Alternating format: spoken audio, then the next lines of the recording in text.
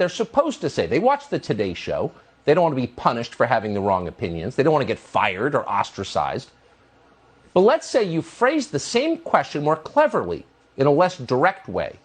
What would the results be then? Well, pollsters at the Morning Consult just did that, and here's what they found.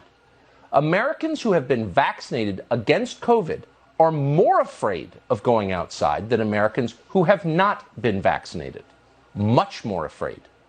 Only a quarter of vaccinated adults say they'd be willing to travel to a work conference or enter a gym. Only 24% of them would take the bus. Less than half would be willing to rent a car alone. Only 34% would go to a party. Just 17% of them would dare to take a cruise, and so on. The numbers are amazing.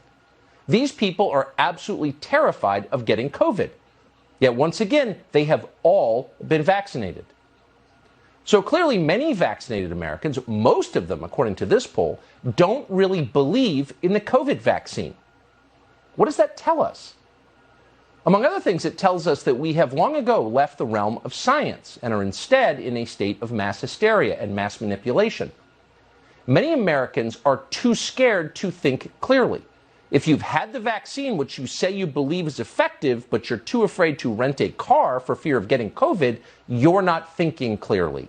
If you've had the vaccine and say, again, you believe the vaccine works and you're still wearing a mask, you are not thinking clearly. And you're not thinking clearly because you're too afraid.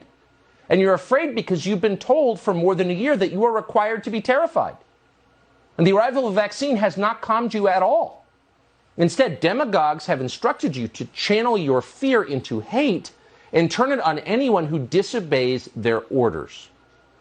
The result is vaccinated Americans in masks cannot be happy or feel safe or feel any relief at all until every other person in the country joins them in getting the shot and covering their faces. That's not rational. That's not science. It's something much darker than that. What began as a public health measure has become instead an instrument of social control.